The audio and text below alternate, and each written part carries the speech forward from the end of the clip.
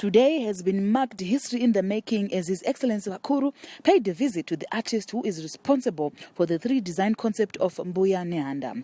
His Excellency was very impressed by the work done in erecting the statue of the iconic and gallant heroine of the first Chimurenga, aMbuya Nehanda, as it honors her heroic stance against colonialism. Inspirational words also came from the artist, as known as Rasta, on how the sculpture came about. Inspiration yangu yakabva kuti madzimai emuZimbabwe are beautiful.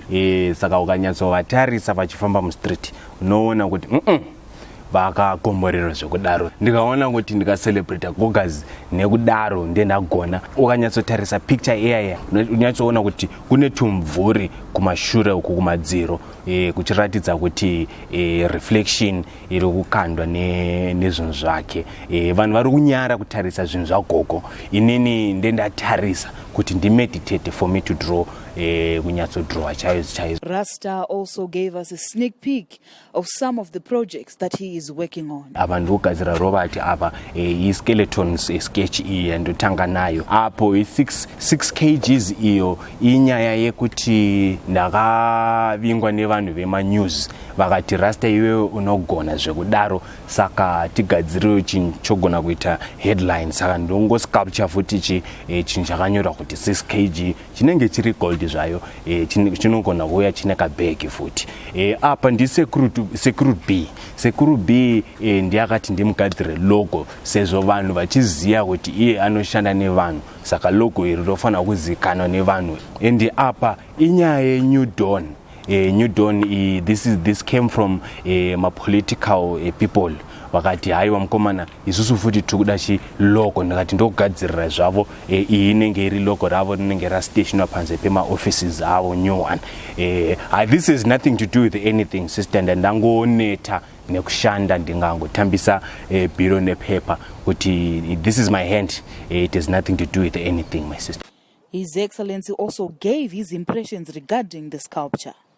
Nastaviya pano handiti kuti topembera, handiti kuona mbuya vedu, mbuya venyika, handiti mbuya vatakapo, handiti ndovimba handiti munoziva kuti Jesu tomurumbidza nokuti wakatifira, handiti zvimwezvo nambuya, handiti vakafamba nesu pachimurenga, vakafamba nesu, saka tovarumbidza uye tinovakoshesa. Ndosaka tavuya pano kuti imwi vari kumba vangadai vane mubvunzo, vangadai vane zvavanoda kuziva kana kuti maererano kuti takazogadzira sei statue, handiti yaMbuya.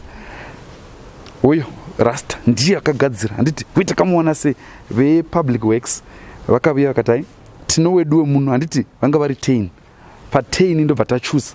Taangovona iye ane Rasta takati kune uya wemhiri, handiti torovanisa, handiti muzansi wachidai tichidai, ndobva tavuya pano. Saka nhasi tauya kuti ona kuti wakazvifunga sei, wakazviona sei achidecipher.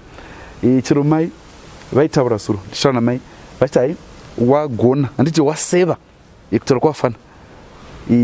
Ndosaka tavuya pano kuti aiwa vanhu ngavazive kuti zvinyi zvaive mupfungwa angavonei mwana wefu kuti agadzire mbuya vakadai.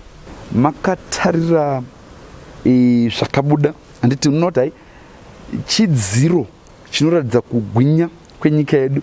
Wakatarira kabva mberi kaenda mberi kaenda shure kaenda mberi, haibudu vakavakwa, handiti ndo mavakatochera nyika yedu. Ndovimba vadhara vachipo pakagadzwa chaida kudonha, handiti sokudonha kwavakaita. Hino ichi chakasimba zvotoreva tichatonga tichingotonga, handiti handimazvona.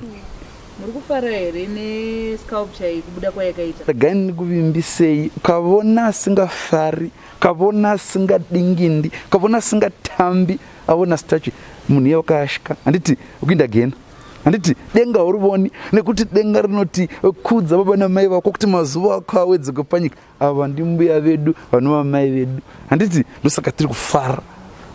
Saka imungadai here kuti Rasta agadzirewo sculpture yenyu inini? Vane vavona, handiti vanenge vapo vachitsikisa, asi uye tichitaura namai toona kuti bodo angakwanisa here kugadzira, handiti nerokubwa koko toona kuti azvibudisa sei. Tinotenda maita basi. handitika uye vanhu ngavasafunga kuti tichamirira ipapa. Handiti tina former president wedu chavagadzira. Handitika titarisa mafoma vice president tina vankomo takavaisa mukavuko. Handiti nyongolo tina vamze hatisataisa masvingo. Handiti tichada kuisa vana chaminuka, tichada kuisa vana kaguvi. Handiti uye tikavaisa chero vaine 6 pack.